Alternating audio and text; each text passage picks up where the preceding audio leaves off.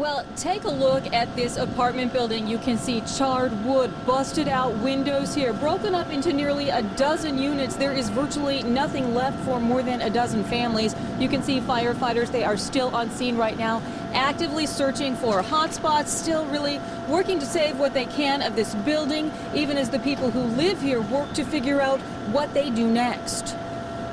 I never experienced this, my very first time in my life. Something no one wants to experience, something that's hard to imagine for most of us, losing everything in a fire. And this one happening just 2 days after Christmas. I went outside to take my kids out there. There was one right here next to me, and there's one behind me. And my other kid's mom yelled out there and said, "There's a fire, there's smoke." So I ran up the stairs and get everybody out as soon as I can. Residents running out with just the clothes on their backs and what they could grab. Arriving firefighters told people were still inside. Our first priority was to be sure that we did get everybody out of the building, and as a consequence, the fire got a little further along. You can see smoke pouring from doors and windows, flames shooting out of the back and from the roof, where firefighters worked furiously to save the building. They are cutting a hole for ventilation when they were almost overcome by flames. Air hard! Some of you guys are on the floor. Get off the roof. Some of you guys are on the floor. Take them out. All the way up. We were, in a precarious position right there, but we were trying to maintain a level of safety at the same time. And get that fire out. People out there don't need to be homeless.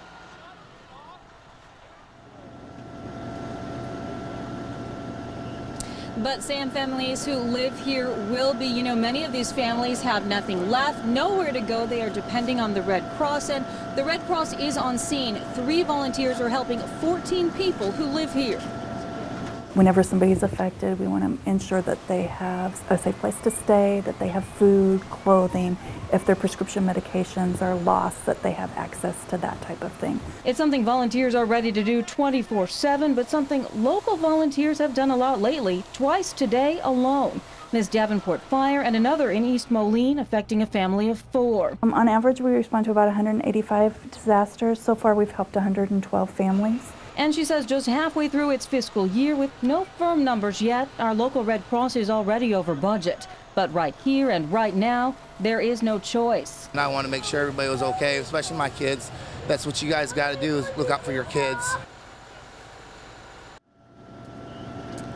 And at this point, crews say it is still early to tell how much damage there is to this building. Of course, too early to tell what caused this fire. We are reporting live here in Davenport. Elizabeth Goodsitt, KWQC TV6 News. Well, Sharon and Gary, that news conference just wrapped up, and it was just about 5 minutes long. Not a lot of information coming out of it. State police coming out, reading a statement, taking a few questions, but we are still waiting for more details as they investigate. Here's what we can tell you. We've been reporting for much of the day that this started at about 11:30 in Whiteside County, but what we've been told now, it started about 45 minutes earlier at about 10:45. A conservation officer was called out to a motorist assist. A man from Ohio needed help. Police not telling us what kind at this point, but we do know the officer responded to Burns and Albany Road in Whiteside County to help the driver somehow. But right after that, the driver called 911 and made statements that prompted a second welfare check. So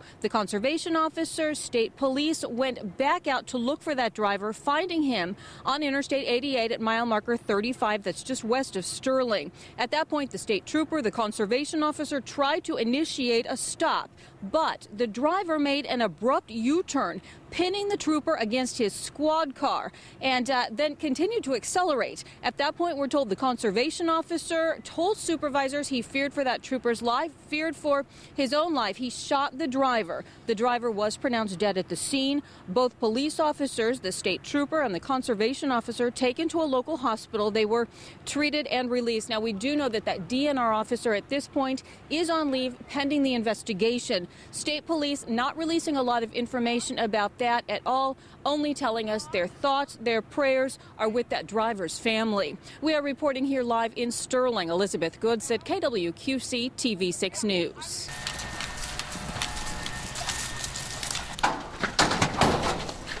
Please fire! Getting in. Search, hold on! Getting the job done and getting out safely.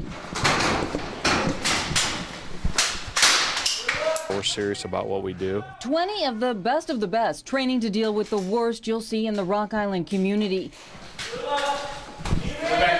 This day, practicing breaching doors. Going in and I'm clearing the room. Extracting injured officers, throwing flashbangs.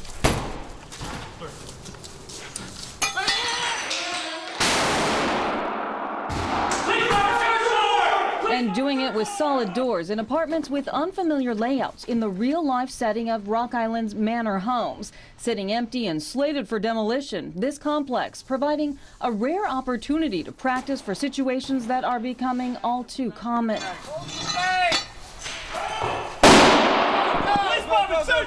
Knock on wood, there hasn't been anything significant like, a Sandy Hook or something like that, but you never know, and they never knew. That's not something a department plans for.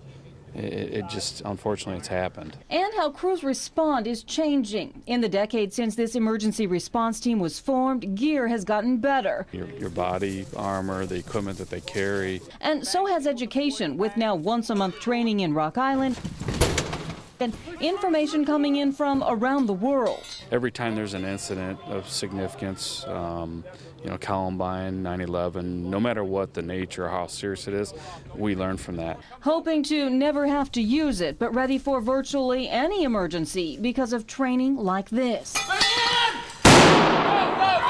You go into the unknown and you come out successful. That's the part that's important to me, the coming out successful. In Rock Island, Police search warrant! Elizabeth Goodsitt, Fox 18 News.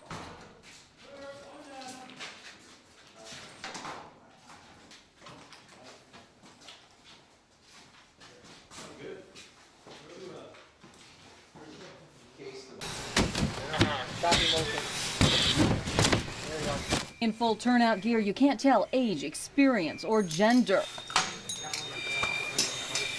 But in Amboy, Illinois, 11 of the department's 47 volunteers are women. I've been an EMT for 2.5 years and firefighter since June. 6 years. I've been on the Amboy Fire Department since 1998. Joining because firefighting was in the family, and Tammy Bryant tells us it still is. I'm very blessed to have been able to not only been on the fire department with my dad, but my husband is the fire chief now. My son's a lieutenant on the fire department. My daughter was on the fire department, and my future daughter-in-law is on the fire department also. Her husband, the chief, tells us many of his firefighters are connected that way, but women working here wasn't always the norm. In fact, before 1992, it wasn't allowed. Basically, at that time, we did not have women in our bylaws, so we rewrote our bylaws at that time to bring women on. Betty Shaw started 6 years later. We weren't accepted real well at the beginning, but you had to prove yourself, and once you proved yourself, then they were willing to give you a chance. Volunteers now say it's a non-issue. You got to keep up with the guys, that's all you got to do, and most of us can. I know all of us can. These women are proving that at this day's training. Up and over. Hauling hose, hammering through drywall. Not letting any obstacle get in their way. Yep, I'm good. It's fun. It's always different. You never know what you're coming to. My favorite thing is interacting with people. Normally when you call the ambulance, it's their worst day. So what I like is I get people on their worst day and liking to make it better. Chief Bryant says he doesn't deliberately recruit women, but he is pleased to see 7 working on the EMS side of the department, 4 focusing on fire. And he says letting crews work just one side means more crews working. 7 years ago, we had 23 people on our roster. That number basically doubled now thanks to a candidate program for high schoolers along with a community college partnership that lets students earn fire science degrees. There you go. And word of mouth. I love it. It's like exhilarating and I love the adrenaline rush and it's like getting the call and I'm like rushing down and I love it. It's the best thing ever.